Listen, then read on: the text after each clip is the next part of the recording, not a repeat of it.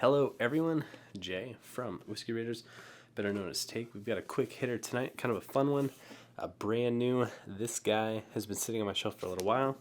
I figured maybe we'd get into it. It's kind of a big week for Whiskey Raiders and the Whiskey Raiders fam, so why don't we go ahead and dive on. This guy's pretty tough to get out.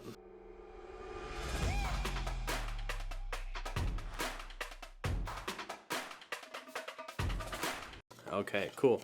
We've got a sealed bottle of Laphroaig 25 here. Let's go ahead, check this out. I mean, this guy is brand spanking new. See if you can see it. This guy's brand new.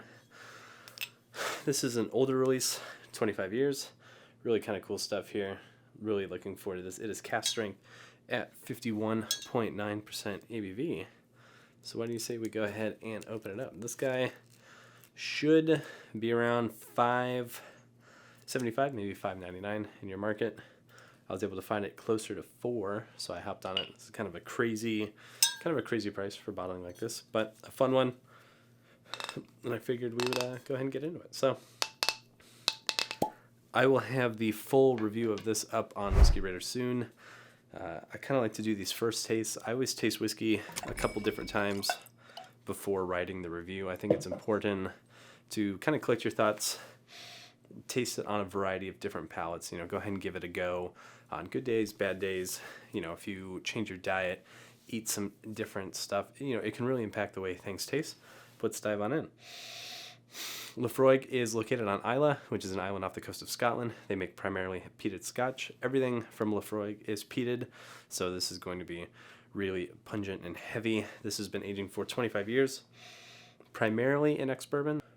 And wow, on the nose, this is pure peaty goodness, if you had to ask me. This is like caramel and creme brulee and butterscotch, like a really like a vintage champagne kind of. It's got that like bready sweetness. The peat is definitely there for sure as well. It's really peaty. It's not as phenolic, like it's not as iodine heavy. It's not as much like, oh, like tastes like the sea, but it's definitely not hiding either.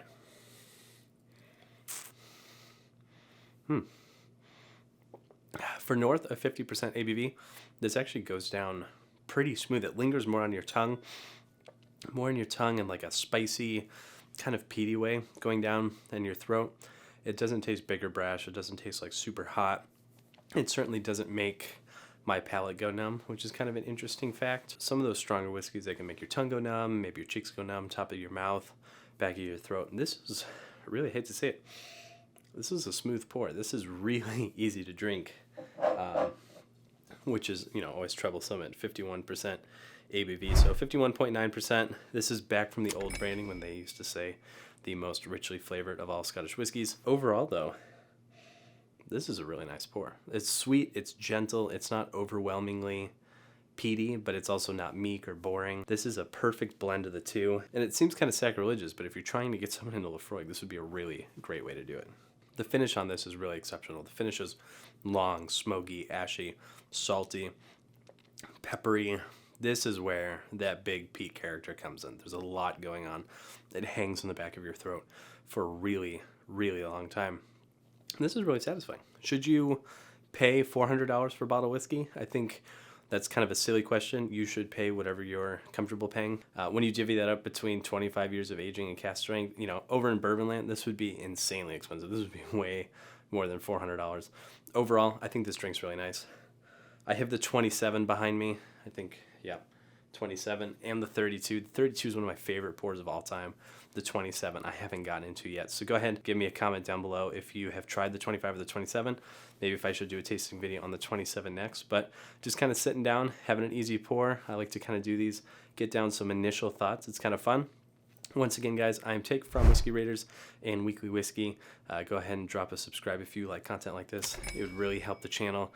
It'd really help what we're doing. You know, I don't usually sit down and drink stuff like this, but big week for Whiskey Raiders. We'll talk about that in a later video, and we've got lots going on. So, peep another video, share with a whiskey lover you know, and until then, I will see you next time.